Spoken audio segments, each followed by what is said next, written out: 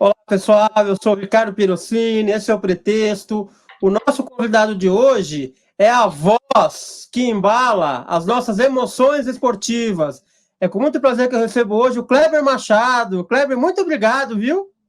Como vai, Ricardo? Tudo bem? Um abraço para todo mundo que está aí na sintonia, está logado no site. É um prazer. Obrigado pelo convite. Prazer é meu. Já quero agradecer à Globo por ter autorizado você a falar com a gente. Kleber, vou pegar os três principais narradores da Globo atualmente. Um se chama Carlos Eduardo. Tem o Luiz Roberto e você se chama Kleber Tadeu. Duplo é uma prerrogativa para ser narrador da Globo? Não, acho que não. Acho que era uma prerrogativa dos nossos pais lá no tempo que a gente nasceu, né? Mas tem um monte de gente. Carlos Eduardo, José Carlos. O meu Tadeu, ao que minha mãe me contou, ela fez uma promessa para uma prima dela que teve neném um pouquinho antes de eu nascer, e aí o nenenzinho, por alguma razão, precisou de uma ajuda, e aí minha mãe fez a promessa de que o primeiro filho dela teria Tadeu no nome. A promessa certamente foi para São Judas Tadeu. Aí eu fiquei Kleber Tadeu. Isso faz tempo. Alguém te chama de Kleber Tadeu? Não, ninguém me chama. Só eu mesmo, quando eu quero. Nome, Kleber. Sobrenome, Tadeu. Só eu mesmo. Acho que, aliás, pouca gente sabe. Pois é. Ô, Kleber, você é um apaixonado por esportes, acredito que em especial por futebol. Você se lembra qual a primeira escalação que você decorou? Leão, Eurico, Luiz Pereira, Alfredo e Zeca, Dudu e Ademir, Edu Leivinha, César e Ney, que é o time do Palmeiras de 72. Mas a escalação que me fez ficar mais ligado em futebol foi Félix, Carlos Alberto, Brito, Piazza e Everaldo, Clodoaldo e Gerson, Jairzinho, Tostão, Pelé e Rivelino, que é a seleção de 70. Eu tinha 8 anos na Copa de 70 e lembro do movimento, da rua, de casa, meu pai assistindo o jogo. Lembro na final, Brasil e Itália, a rua absolutamente enfeitada, bandeira, comemoração. Algumas coisas da época eu me lembro, assim, no jogo ao vivo mesmo. Agora, fui ver a Copa para valer depois. Mas a Copa do Mundo de 70, aquela campanha, aquela conquista, aquilo fez com que eu me ligasse mais em futebol. Para te falar a verdade, antes da Copa eu gostava mesmo da Jovem Guarda, eu gostava de música, meu negócio, eu gostava muito de música, né? Brincava de Jovem Guarda, tal, de música de Roberto Carlos, Renato Seus Blue Caps, Erasmo Carlos, enfim. Aí o futebol entrou para valer, e aí eu comecei a acompanhar mais futebol, acompanhar noticiário, ouvir jogo, transmissão de jogo em rádio, e aí os campeonatos eu comecei a acompanhar mais em 72, eu tinha 10 anos, mas aí você pega 72, 73, 74, esse time do Palmeiras foi bicampeão paulista, né, 72, foi campeão paulista em 72, foi campeão brasileiro em 72, aí em 73, bicampeão brasileiro, em 74, campeão paulista de novo. Então foi o primeiro time, a gente assistia videotape 10 da noite no domingo, né, TV Tupi, TV Gazeta, TV Cultura, passavam videotapes, e a gente assistia. Então esse foi o primeiro time que eu decorei, que tinha uns caras muito bons, e aí vem a Copa de 74, que eu já acompanho um pouco menos criança, né? Um pré-adolescente começando a virar adolescente, e aí tem 6 jogadores do Palmeiras convocados para a seleção, né? Leão, Luiz Pereira, o Alfredo, o Ademir, o Leivinha e o César. Então foi o primeiro time, e não é nem torcer, não tinha nada de torcida, nem é o meu time, mas foi o primeiro time que eu decorei. Bacana. Fora futebol de botão, falando profissionalmente, qual foi o primeiro gol que você narrou? Ah, rapaz, o primeiro gol que eu narrei eu não vou lembrar não, sabe por quê? Eu trabalhava na TV Gazeta, futebol de botão eu narrei muito gol mesmo, mas eu trabalhava na TV Gazeta e aí eu sempre gostei de esporte. Eu comecei a fazer esporte na Rádio Globo, né, em 82. Já trabalhava na Rádio Globo, não trabalhava no esporte e tive chance de participar de várias transmissões da Rádio Globo. Escola, hein? Uma escola muito boa, porque a equipe era muito boa. O Osmar Santos era o principal nome da equipe, o Edson Scatamacher, um jornalista super talentoso, era o coordenador da equipe, e eu comecei a fazer, mas assim, nessa linha, eu trabalhava na programação da rádio e fazia na quarta-noite, no domingo, de vez em quando gravava um boletinzinho lá para o Globo Esportivo. Mas eu fui ter a oportunidade de começar a encaminhar uma vida de narrador na Gazeta, pelo modo como a Gazeta trabalhava, entendeu? Os repórteres iam para fazer uma reportagem e nem sempre eles escreviam o texto para fazer a matéria. Às vezes a gente narrava o que estava acontecendo, principalmente quando era um evento, um jogo, uma partida de basquete, de vôlei, seja lá qual a modalidade. Então ali eu comecei. E naquela época você podia gravar videotape, né? Você não tinha essa questão mais rígida como é hoje de direitos de transmissão. Então a Gazeta montava lá um equipamento muito menos complexo, às vezes com uma câmera só, aí ficava eu, o câmera, o operador de áudio, e a gente narrava compactos do jogo. Às vezes até ia um caminhão e gravava o VT inteiro do jogo, que eles exibiam durante a programação. Eu apresentava um programa sábado à tarde e tinha 1h30, mais ou menos, daquele programa, que era destinado a compactos dos jogos da semana. Então, ali que eu comecei a narrar, comecei a ensaiar narrar. Mas eu não lembro. O primeiro jogo que eu fiz, eu não lembro. Agora, o primeiro jogo que eu fiz na TV Globo, aí lá por 89, se a minha memória não falhar, e eu acho que está certo, é um jogo entre Corinthians e um time chamado Tiradentes, que era de Brasília, uma Copa do Brasil. O Corinthians ganhou, goleou, mas o primeiro gol eu não lembro de quem foi, não. Mas acho que foi nesse jogo. Foi uma goleada, eu me lembro desse jogo. 5x1, 5x0, uma coisa assim. Eu me lembro bem. O Neto jogava no Corinthians. Foi o primeiro que o cara falou isso para mim, né, Ricardo? Falei assim, pô, nós estamos tudo na redação, assim, da TV, em São Paulo. Aí o Adilson Perrone, que era produtor executivo, coordenador de transmissão, perguntou para o Ciro José, que era o diretor. Ô, Ciro, nós vamos transmitir mesmo o jogo do Corinthians? Vamos. Pô, quem vai narrar? Ele falou, ele. Eu falei, eu? Ele falou, por quê? Não quer? Eu falei, não, eu vou. Claro. Foi o primeiro jogo. E começou muito bem, né? Bastante gol. Os gols bastante, a transmissão eu não lembro, não, se foi tudo bem. Assim. Me lembro do cara me ligar no intervalo, o diretor lá na cabine, mas, pô, para de fazer tudo no plural, estamos passando dos 20 minutos. Pô, 20 minutos de jogo, pô, eu nunca esqueci isso aí. Ô, Kleber, eu vou ler uma frase agora do Gilberto Freire, tá? Do Casagrande Senzala. Ele fala assim, ó, diz assim: o nosso estilo de jogar futebol me parece contrastar com o dos europeus por um conjunto de qualidades de surpresa, de manha, de astúcia, de ligeireza e, ao mesmo tempo, de brilho e de espontaneidade individual. Foi escrito em 1938 esse texto. Sobrou alguma coisa desse futebol hoje em dia no futebol brasileiro? 38, uma Copa que o Brasil até foi bem, né? A Copa, acho que é a Copa do Leônidas, que o Leônidas foi um dos destaques da Copa, e o Brasil acabou perdendo, se não me engano, para a própria Itália mesmo, a partida que podia levar adiante, que tem o lance do pênalti, do Domingos da Guia e tal. Eu acho que sobrou.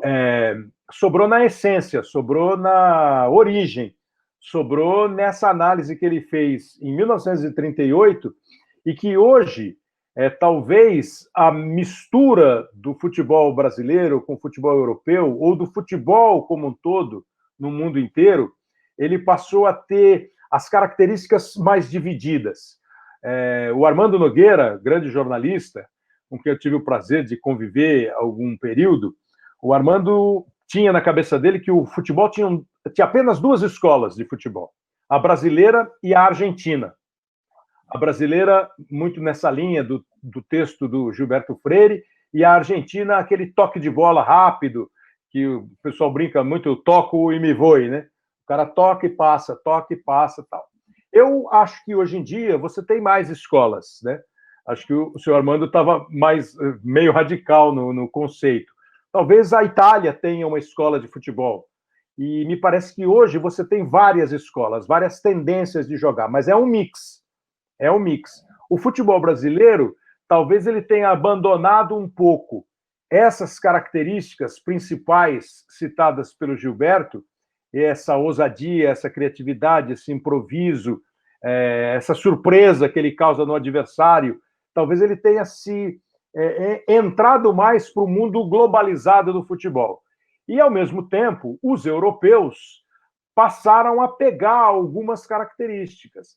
E isso é muito complexo, né, Ricardo? Porque, assim, passa pela abertura de fronteiras europeia, as fronteiras europeias, e o futebol está incluído nessa abertura de fronteira.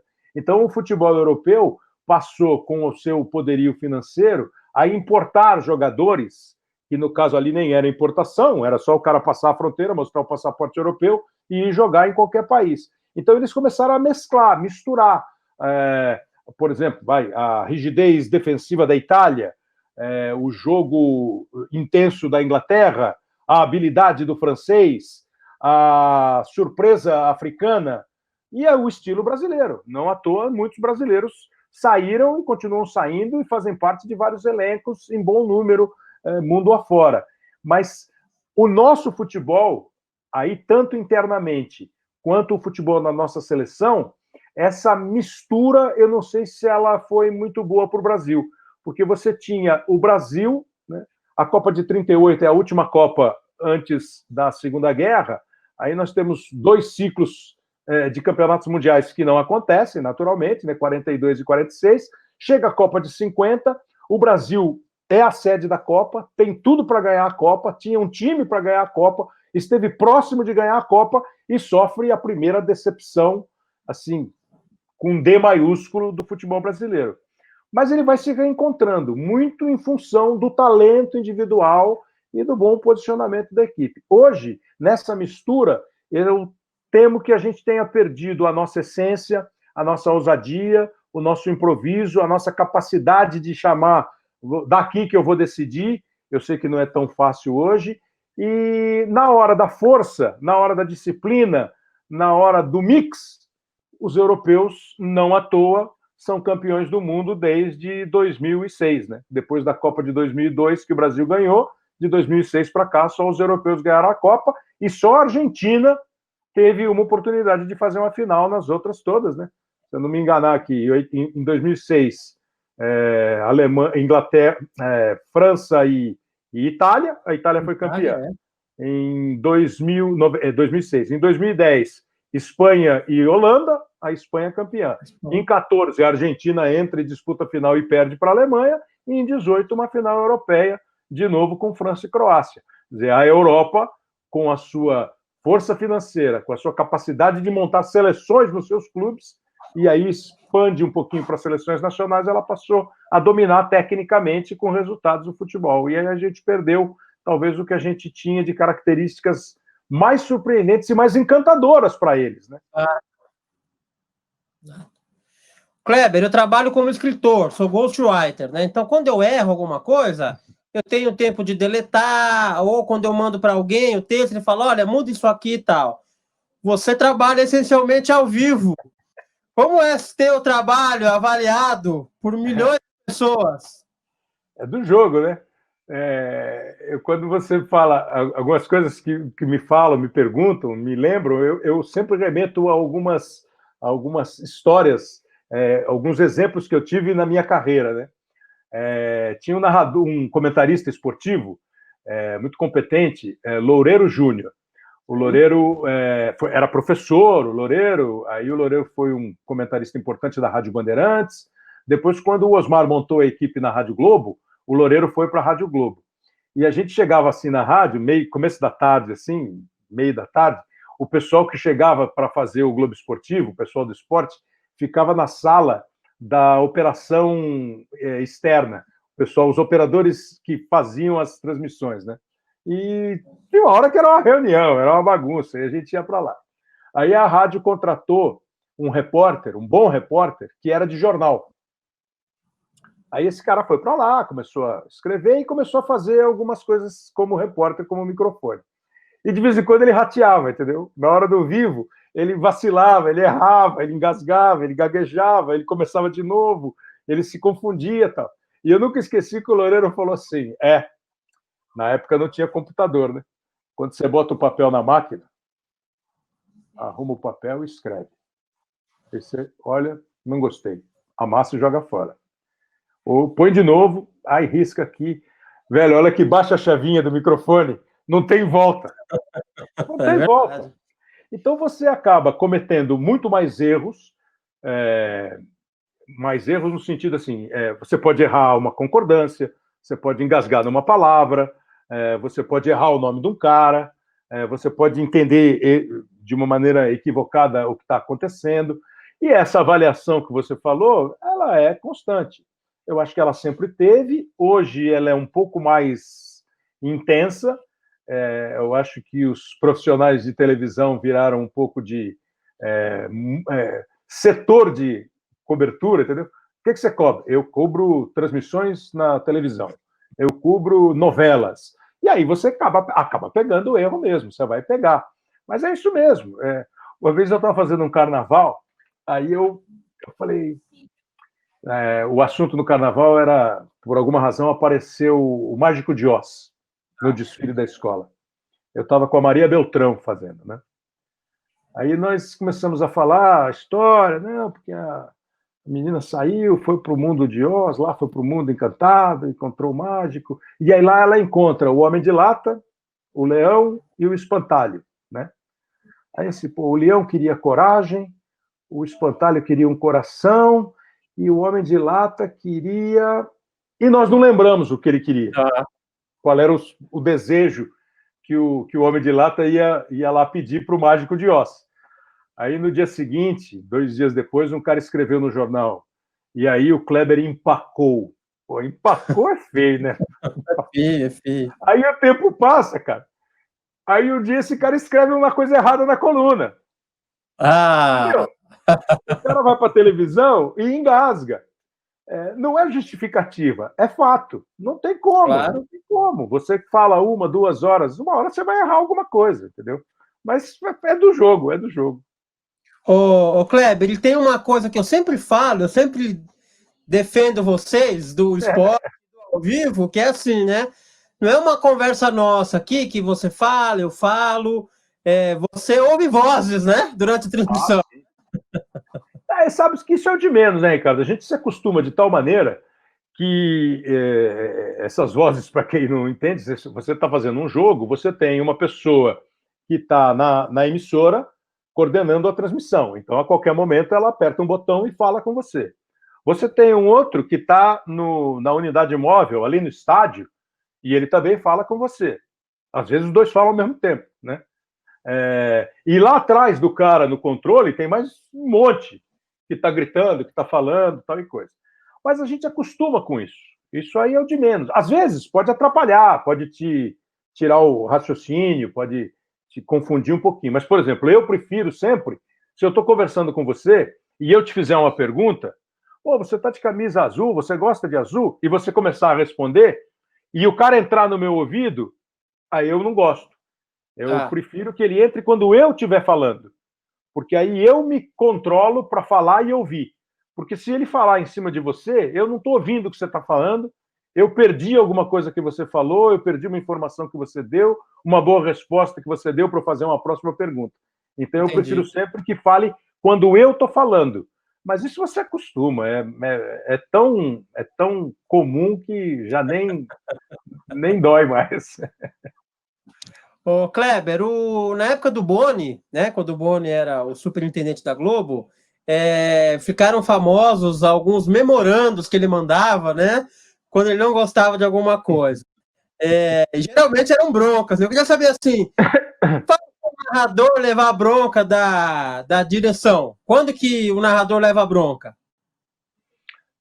Num monte de circunstância. Porque assim, eu na minha casa vendo o jogo, eu não erro uma. Né? Invicto. Invicto, não perco um jogo. Eu também digo assim, fala isso agora. Aproveita e emenda isso. Né? É natural. Quando você está lá fazendo, nem sempre você consegue. Hoje em dia, você pode pegar o telefone e manda um WhatsApp pro cara, né? Você falou do Rivelino, ele jogou de 11 em 70, não jogou de 10. O cara corrige imediatamente. Mas você toma bronca, às vezes você toma bronca porque você fala demais, às vezes você toma bronca porque você não deixa o comentarista falar, depois você toma bronca porque você deixa o comentarista falar muito, aí você toma bronca porque você começou uma conversa paralela ao jogo, que eu na minha casa também acho muito chato, e a gente faz isso de vez em quando, e precisa se corrigir sempre, porque a televisão tem muita gente pergunta, o que é mais difícil, narrar no rádio ou na televisão? Eu não narrei no rádio, assim, para valer. Imagino que fisicamente narrar no rádio desgaste mais, né? Aquele ritmo, aquele pique e tal, durante o jogo inteiro. A televisão, e claro que hoje em dia o rádio já tem a concorrência da própria televisão, muita gente vê jogo, ouve rádio, então vai perceber muito mais quando o cara erra e tal. Mas na televisão você tem 2 sentidos, né? Você tem o áudio, a audição, e você tem a visão. Penso eu que se eu ficar aqui o tempo todo falando, Ricardo está de óculos, livros atrás dele e um espaço vazio. Pô, isso está todo mundo vendo, né? Está todo mundo vendo. Então, como é que eu vou fazer para falar assim? Pô, o Ricardo está de óculos. Isso quer dizer que ele pode ter, ele tem algum problema de visão, evidentemente, ele tem alguma deficiência. E ele tem alguns livros atrás, olha lá, ele separa os livros por cores, né? As cores mais claras, depois as cores mais escuras, e esse espaço aqui não é que ele não tem livro, é porque esse espaço aí não é uma prateleira de livro, é uma parede que ele tem no escritório dele.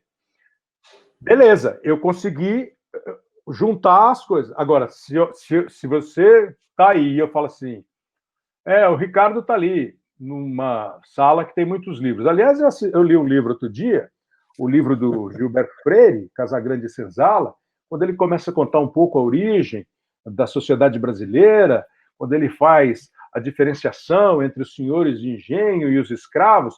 Pô, e o cara tá vendo você sentado aí, dá uma viajada, né? Então, essa é sintonia fina, é difícil. Então, você escapa. E aí você toma muita bronca por causa disso. Ou porque você falou alguma coisa que não era para falar. Agora, eu me lembro de um memorando do Boni que tinha a ver comigo. Eu fui fazer uma corrida, Grande Prêmio da Austrália. A corrida foi de madrugada. E a corrida foi uma corrida muito agitada, né? Aconteceu muita coisa, era um corte de câmera meio nervoso e tal. Aí acabou a corrida, 3h da manhã. Aí um diretor nosso que já faleceu, o Marco Mora, encostou em mim e falou assim, acho que você falou demais. É mesmo? Pô, por que você não me falou? Tá. Pô, não deu outra, né? No meio da semana chegou um memorando para o diretor de esporte, com cópia para não sei quem, e estava o meu nome lá na cópia. Pô, falou pra caramba, gritou, para passar a emoção não precisa gritar. Eu também, essa dura. Acontece, né, ué? Acontece. Levou, né? Até teve uma que foi legal, né? Eu fui fazer uma corrida na África, o Galvão tinha saído da Globo, foi a primeira corrida pós-Galvão, né? E aí chegou uma, olha, reconhecemos o esforço, tal, a rapidez, blá, blá, blá, mas olha, podemos fazer assim, bater mais nesse ou naquele ponto, tal. Esse já não deu tão no meio. Ô, Kleber, tem uma frase do Muhammad Ali que é sensacional. Fala assim, ó. Às vezes eu tento ser modesto, mas aí começam a me faltar argumentos. Fazendo uma avaliação positiva, uma autoavaliação, qual a sua principal virtude como narrador? Porra, assim, tem muita gente que fala assim, pô, fulano é falso humilde, pô, falso modesto. E não é bom também, né? Falsa modéstia. Não. Não, eu não sou tão bonito assim. Assim, eu não sei, eu acho que eu entendo bem o jogo, eu acho que eu consigo entender bem o jogo. Algumas pessoas me criticam dizendo que eu erro muito nome, eu acho que é injusto, eu acho que eu não erro muito nome, eu erro na média, né? Eu acho que Só uma dúvida que você falou disso. Quando erra nome, tem a ver com aparência, assim? Confunde a aparência? Como é que é? Não, às vezes você erra mesmo, às vezes você confunde. Às vezes você...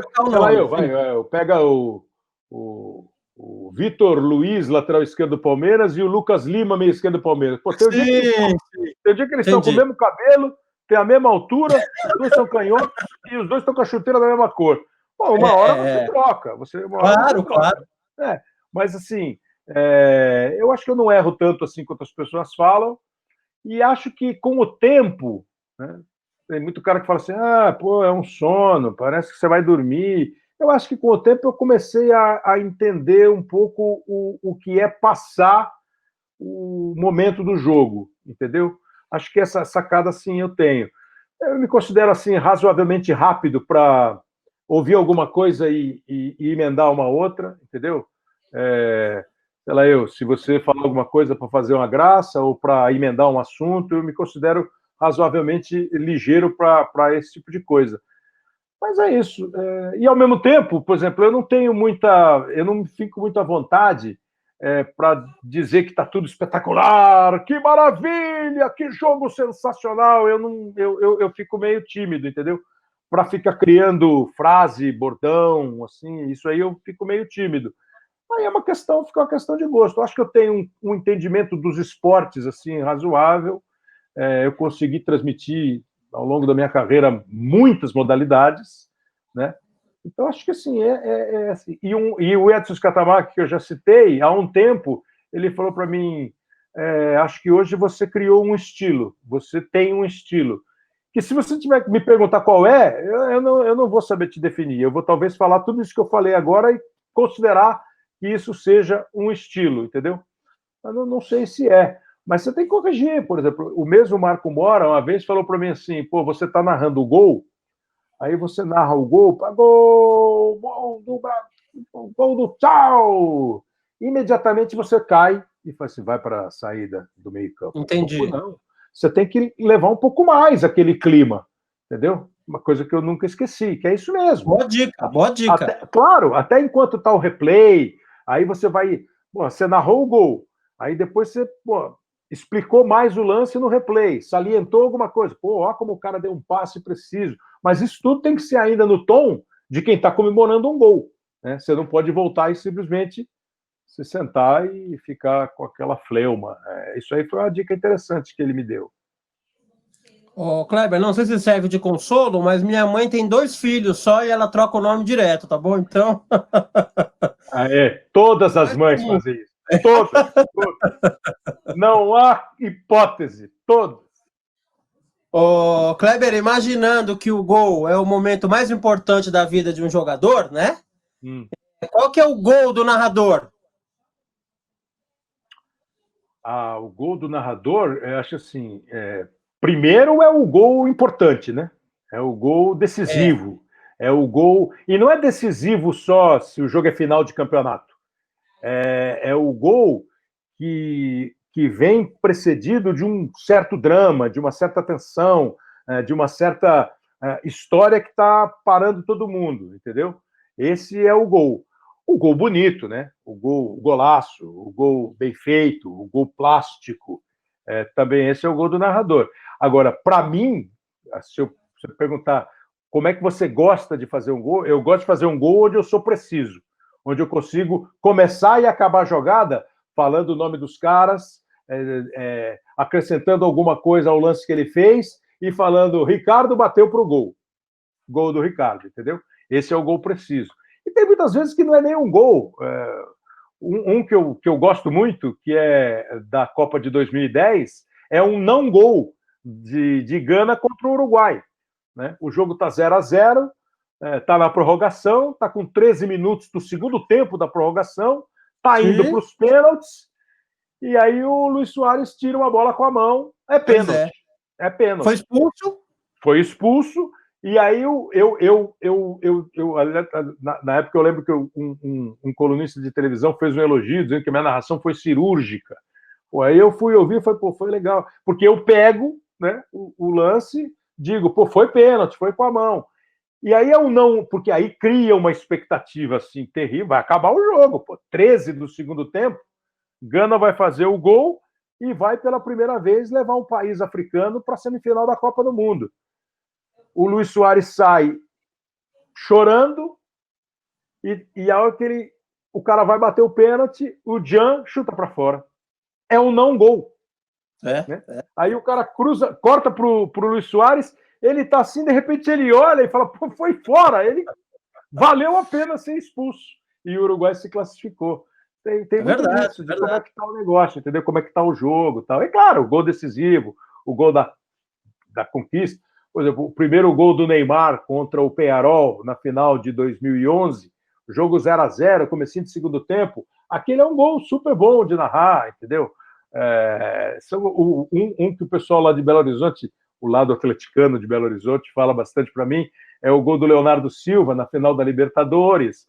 São gols assim, esses gols que causam uma comoção, claro que são gols legais. Se ainda pega ele precisamente, melhor ainda. Ô, Kleber, eu sou corintiano, né? Então você imagina a trajetória do Corinthians. O gol do Emerson, o segundo gol do Emerson contra o Boca. O gol do Romarinho lá, que eu quase perdi, né? Os caras brincam comigo. Olha, Romarinho, eu quase perdi o gol. Né? Eu estava perdendo o gol, estava lendo alguma coisa, o Caio dá um tapa em mim. A hora que eu olho, o Romarinho está fazendo o gol. Mas o gol do Emerson aqui, que a hora que o cara erra, acho que o Schiavi erra, ele pega a bola no meio do campo e vai para o Pacaembu. E vai para o gol. E o Pacaembu fica, né, acompanhando aquilo. Pô, e ele pode fazer o gol do título. E ele faz o gol do título. E duas fases antes, o Cássio pega a bola do Diego. Isso. É um não gol, né? Uhum. É um silêncio no Pacaembu em 50 metros de corrida do Diego. Ô, Kleber, os torcedores dos times que perdem colocam a culpa nos narradores que ganham. Acham que você é um amuleto? De vez em quando. De vez em quando. De vez em quando. Às vezes o cara perde e acha que eu não narrei o gol do time dele legal. Às vezes o time dele ganha e ele acha que eu não narrei o gol do time dele legal, é porque eu estava torcendo para o outro. Acontece isso mesmo. Pô, pé frio, meu time perdeu. Pô, o que eu posso fazer? Mas acontece direto. Até assim, eu não me lembro de ter... E aqui eu também não vou muito atrás disso, mas assim... Mas que tem, né? Não tem como, porque o normal é você achar sempre que eu estou torcendo para o adversário do teu time. Esse é o normal. Eu vi você comentando numa entrevista que chegou ao ponto de alguém cronometrar o gol, né? Mas era uma brincadeira. Era uma brincadeira, assim. Pô, você narra o gol do meu time menos tempo. Como é que você sabe? Eu cronometrei. Quantos? Um. Um só. Tem que ser mais. Porque também tem isso, né, Ricardo? O tamanho do gol, o tamanho do grito de gol, que eu tenho até uma certa dúvida. O Juca Kfouri fala muito, por que vocês gritam gol? Ninguém grita gol no estádio. Por que na televisão tem que gritar gol? Primeiro que eu falo para assim, você tá louco, os caras gritam gol, sim. Pô. Claro que gritam gol. Né? O jogador sai correndo, gol, gol. O torcedor grita gol. Eles talvez não gritem gol, como, né? Mas é uma coisa que vem do rádio e tal. E muitos narradores de televisão fizeram de um não grito de gol uma coisa muito legal. O Silvio Luiz, na cultura lá atrás, o Noriega e o Orlando Duarte, Luiz Noriega e o Orlando Duarte, eles não gritavam gol longo, né? Então, o Geraldo Zé de Almeida, na Copa de 70, não gritava gol, né? Então, o Solera não gritava gol. É uma ideia legal, é que eu acho difícil você achar um jeito de falar gol. Sem falar gol, precisa ser... Tem que ter muita criatividade, muito talento. Mas, às vezes, o tamanho do grito, o cronometrar o tamanho do gol, vai muito do gol. Claro. É um gol que... Pô, quando o cara faz... Sei lá, se a família do Pavard, lateral direito da França, campeão do mundo em 2018, se por acaso o cara assistir o gol que eu narrei quando ele fez um golaço contra a Argentina, o cara vai falar que eu sou francês, pô, fã do Pavard, entendeu? E não é, que é um golaço. Aí você vai no embalo. Kleber, eu noto nas suas transmissões que você... Eu posso estar errado, você me confirma, mas que você usa de uma ironia muito fina. E a ironia, ela pressupõe um entendimento do outro lado, né? Pois é. Kleber, tem muita ironia que não é muito bem entendida? Provavelmente. Você sabe que, assim, eu nunca sei se a ironia é do bem ou é do mal. Eu acho, é verdade. Eu acho que tem alguma ironia que é legal, alguma ironia que é bem-humorada, que é uma ironia legal. E tem a ironia que é nociva, tem a ironia que você está falando mal do fato, né? Mas de vez em quando eu faço. Eu tenho dúvida, às vezes, se eu devo fazer ou não, mas acho que faço involuntariamente. Acho que não faço pensadamente, entendeu? Que é assim, sei lá, precisa arrumar um exemplo. Sei lá, o cara faz uma falta grotesca e reclama, dizendo que peguei na bola. Pô, o cara está dizendo que pegou na bola. Pegou na bola, do tornozelo do adversário. O Fausto Silva, de vez em quando eu tenho chance de falar com ele, ele fala assim, você faz umas ironias nas transmissões, mas às vezes os caras não entendem, hein? Até às vezes os teus próprios colegas não entendem e tal. Aí eu nunca sei também se ele está criticando ou se ele está elogiando. Mas assim, precisa tomar cuidado, porque é que nem texto, né, Ricardo? Um texto irônico, a palavra escrita, ela é diferente da palavra falada até pela inflexão, né? Tem o tom, né?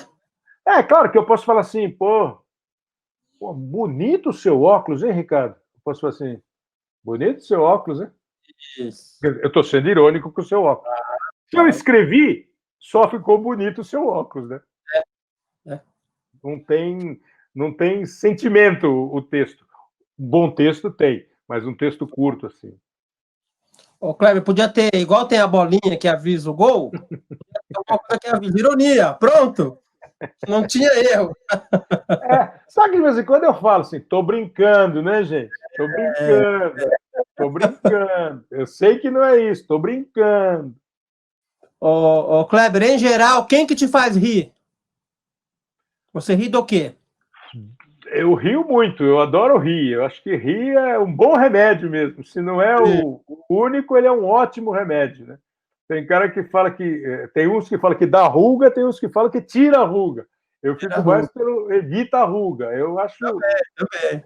Eu adoro rir. Eu acho que conversar com um amigo, ficar dando risada, rir até da piada ruim. Você fala assim, não, tem um amigo nosso que é louco para fazer piada. Ele próprio se intitula Doutor Hilário, né?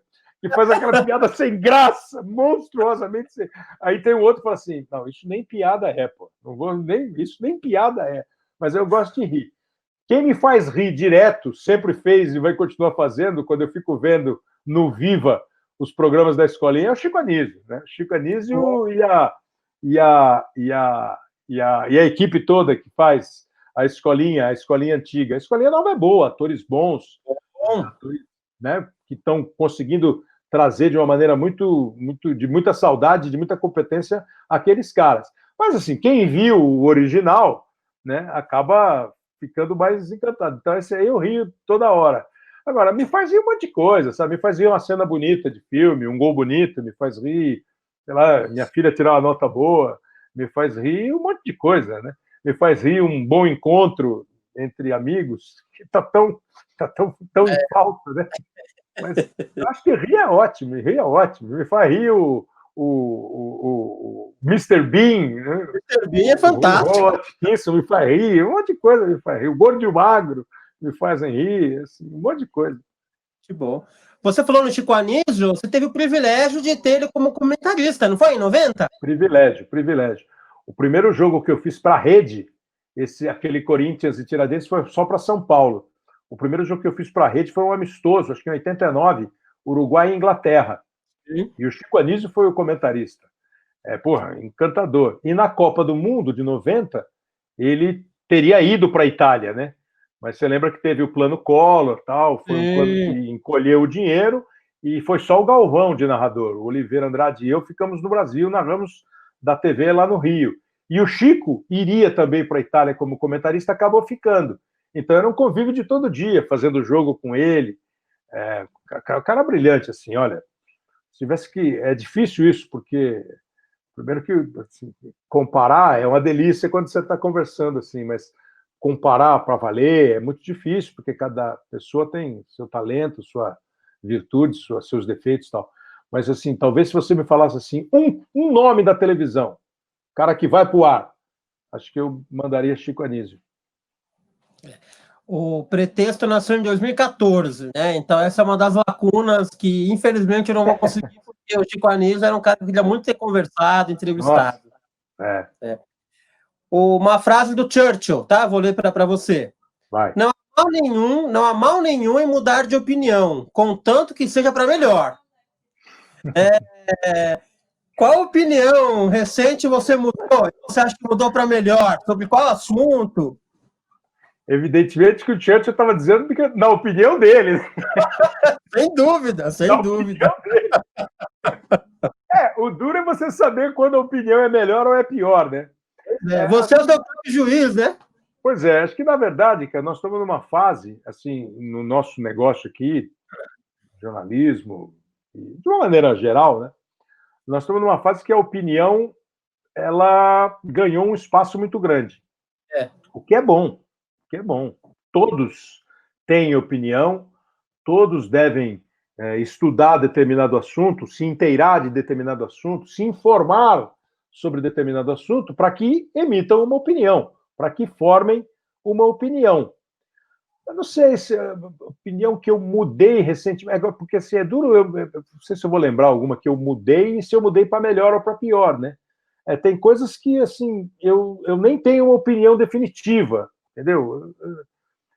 Se eu me perguntar, por exemplo, o calendário brasileiro tinha que ser igual ao calendário europeu, em termos de meses, né, de disputa, eu te digo assim, não, acho que não. Minha opinião é que não, porque nós temos um outro mundo, um outro país. O verão aqui, na época que eles estão jogando lá no inverno, e o verão aqui é muito forte, a consequência ia ser, mas os caras vão jogar dia 5 de janeiro, tem que jogar. Então, mas assim, você pode me convencer do contrário. Eu não sou muito... Tem algumas coisas que eu penso e não é difícil me convencer do contrário. Mas eu gosto muito de diálogo, de conversa, sabe? Eu acho que esse negócio de opinião e basicamente de democracia, que é fundamental, como diz o Churchill, a democracia é o pior sistema de governo do mundo, tirando todos os outros, né? Exatamente. Tirando todos os outros. Né? Então, é porque ali você pode se manifestar, inclusive mudar, né? Hoje eu escolhi você, amanhã você me desagradou, eu não escolho mais você. Né? Eu não escolho você para sempre. Eu escolho você por um período. E aí você tem que me convencer de que você está fazendo um bom trabalho, que você merece de novo a minha confiança. Mas, assim, fora isso, eu gosto de conversar. Eu tenho as minhas opiniões, de vez em quando tem assunto que eu fico debatendo o tempo todo, mas, sim, eu não tenho problema nenhum em dizer assim, você está com a razão. Tudo bem, você tem razão. Eu continuo com a minha opinião, mas você tem razão nisso aí. Eu posso pensar. Mas não vou lembrar alguma que eu mudei assim. Difícil, não sei se eu vou. Não vou lembrar nenhuma. Se eu lembrar até o fim, eu te falo. Mas uma que eu mudei assim e foi para melhor é difícil saber. Né? Eu vou sempre achar que foi para melhor. Ô, Kleber, pesquisando para nossa conversa, eu vi uma sugestão de um narrador muito querido, que ele falou assim, poxa, por que não tem um programa de rádio, por exemplo, onde se declamasse uma letra de música? Fui eu. Pois é, foi você. Você falou assim, se eu criasse esse programa, eu vou criar um programa e o Kleber vai ter o privilégio de ler uma música. Que música escolheria o Kleber para declamar? Puxa vida, Ricardo, mas muitas, porque assim, eu acho que tem um monte de música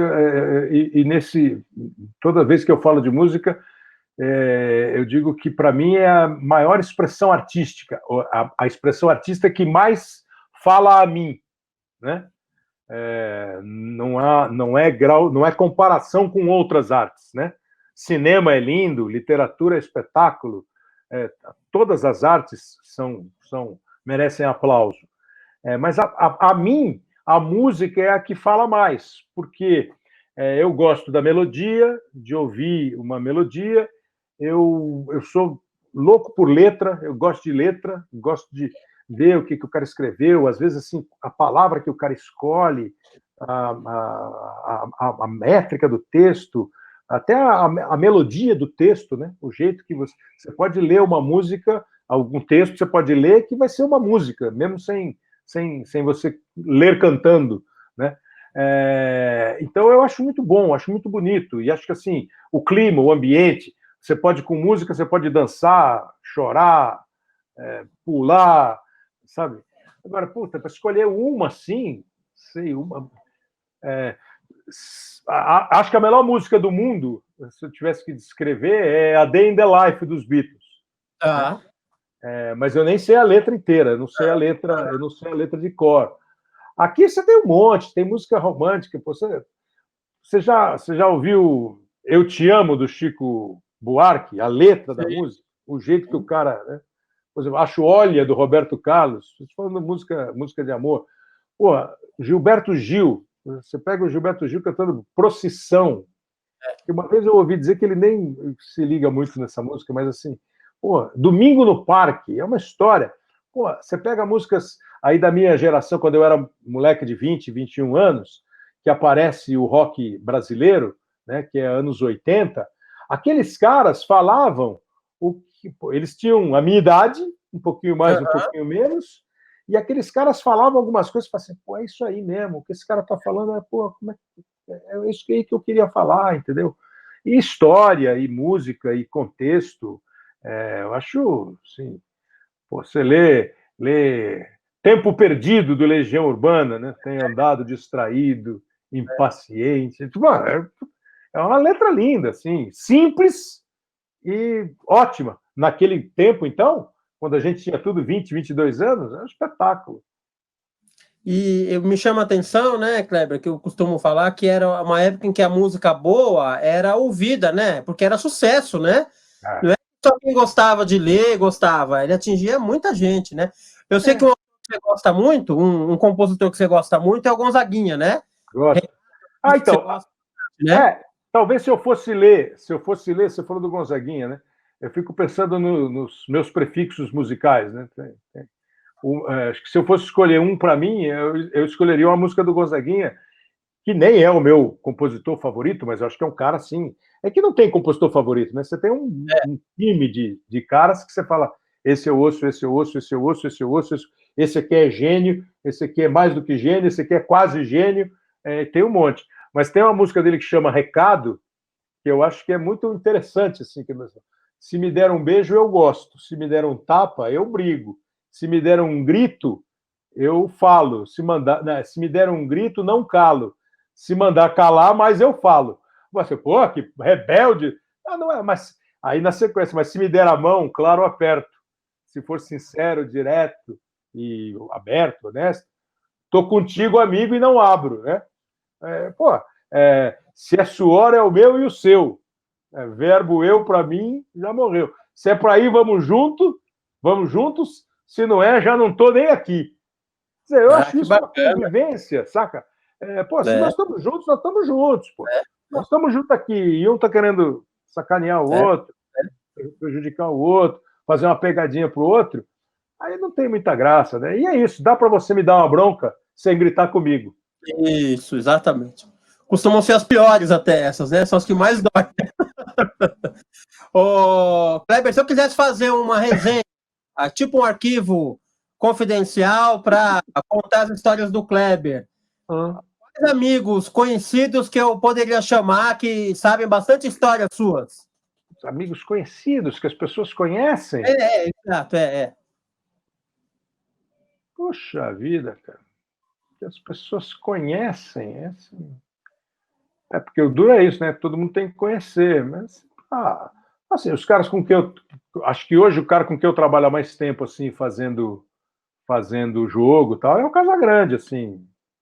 E a gente tem mais um convívio no horário de trabalho do que fora, sabe? É que como o nosso horário de trabalho não é só começar e acabar o jogo, né? Tem o caminho para o estádio, o caminho de volta, muitas vezes tem uma viagem que começa ontem, o jogo é hoje, às vezes você volta só amanhã, então você tem o período da viagem, o jantar na véspera do jogo, convívio de Copa do Mundo, mas assim, acho que ele é um cara... O Arnaldo é um cara que o Arnaldo César Coelho deve lembrar de alguma coisa que possa ter marcado. O Zé Roberto Reit, trabalhamos bastante juntos também, é um cara... O Oscar Ulisses, que é narrador da Rádio Globo, a gente conversa muito. E sei lá, e tem os caras, sim... se o Fausto for fazer um arquivo confidencial, ele provavelmente vai lembrar de algumas coisas, do tempo da rádio, quando ele era o repórter esportivo, de hoje em dia, quando a gente encontra ocasionalmente e tal. Mas, assim, eu acho que a amizade é muito legal, assim, é a melhor coisa que tem, sabe? É fundamental. Mas os caras mais próximos de mim, assim, com quem eu convivo mais, não são caras famosos, não. São caras... são meus amigos, assim, de bastante tempo, menos famosos, assim. Nós ganhamos um ótimo narrador. Nós poderíamos ter ganhado um ótimo intérprete do James Bond? Essa era o que eu queria ser, né? Escolhe aí, qual é a sua profissão? Eu sou o ator que faz o James Bond. Eu já tive dúvida se eu queria ser o próprio agente secreto ou o ator que faz o agente secreto. Aí eu concluí, eu já cheguei a pensar em ser o James Bond e o agente. Mas aí eu mudei de opinião. Ser o ator é mais jogo. É menos arriscado. É mais glamuroso do que a vida real, entendeu? Pô, eu acho o personagem espetacular, né? Sensacional. Eu assisto todos os filmes. Tem filme que eu sei o diálogo inteiro. Eu assisto todos. Eu acho que seria... Vai, o que você vai ser? Eu vou ser o ator que faz o James Bond. E pela minha idade, eu teria feito os 4 filmes do Pierce Brosnan e os 5 filmes do Daniel Craig. Eu tinha acabado com eles. Já ensaiei como é que seria o movimento para você fazer aquela abertura. Tudo. Sensacional, é isso. Posso dizer que conversei com o Machado, Kleber Machado, não é isso? Como diria Fausto Silva, o locutor que não perde o fio. Isso. Kleber, foi uma honra, mas muito grande você. Você é um cara que eu gosto demais, assim, das narrações, gosto da maneira como você lida com as pessoas, como você leva um papo. Tenho muitas saudades da época do Arena, quando você apresentava, muitas saudades. Descobri há pouco tempo, por uma falha minha, o seu podcast, que é sensacional. Eu estava ouvindo alguns que você fez com os humoristas de rádio, com o Neto. Foi muito bom, Kleber. De verdade, uma honra, viu? Muito prazer mesmo. Não, fizemos gravamos ontem, que entrou hoje no ar com o Silvio Almeida, que é um professor jurista, que é um cara assim de ótimas ideias, de ótima cabeça e ensina muito para que você tenha um comportamento antirracista. Foi bem legal, conversamos mais de hora com ele. Eu também tenho saudade de um monte de coisa, como diz a letra, saudade do que eu ainda não vi, tenho saudade de tudo, né? A letra do Legião. Mas, assim, é muito legal. Eu gosto muito de conversar, eu acho muito legal. Acho que é enriquecedor a gente conversar. Você faz tempo que está tentando, que está procurando, que está chamando para conversar. Posso te dizer que foi uma conversa muito boa, muito agradável, o jeito que você faz, que você tenha muito sucesso, muitos seguidores, muita gente acompanhando, que é um papo bem bacana, Ricardo. Foi muito legal mesmo. A honra foi minha. E, eu tô cobrando, entre aspas, né, uma cobrança amigável, se possível, quando tudo passar, para a gente ter uma conversa presencial. Bora. Vamos combinar. Tem que passar, né? Tem que passar. Não pode ficar nessa o tempo todo, tem que passar, mas sem pressa. Passa, mas sem pressa. Porque a pressa, nesse caso, ela é terrível. A pressa é você se expor a uma doença. É uma doença que pode te fazer muito mal para você, para sua família, então sem pressa. Mas evidente que tem que passar, vai passar, a ciência está trabalhando. Nós precisamos ter uma consciência grande do que nós temos de fazer, o que nós não devemos fazer, o quanto nós devemos nos informar e mais na base da informação boa que você pode apurar. Aí é a hora de você ter informação e opinião, de você não entrar só no embalo, entendeu? Porque saudade de fazer tudo, nós temos. O podcast, a gente sempre gravou lá na emissora, sentava e gravava. Agora eu gravo aqui, o Léo Bianchi, que é o produtor, na casa dele. Se você for o cara do podcast, você está na tua casa, aí você arruma uma plataforma como essa para gravar. Pô, é bom, é legal, é diferente, mas não é a mesma coisa. Não Porque é, não o convívio é fundamental, mas vai passar com calma, sem pressa, sem atropelar, porque assim, o pessoal já está podendo pegar avião de novo, né? O vírus não pega avião e vai embora, ele vai no avião, mas fica, entendeu? Pega carona. Pega carona. Mas quando passar e tomara passe logo, vai ser um prazer a gente conversar presencialmente. Kleber, foi demais, como eu imaginava que seria. Muito obrigado, viu? Grande abraço e a gente se vê.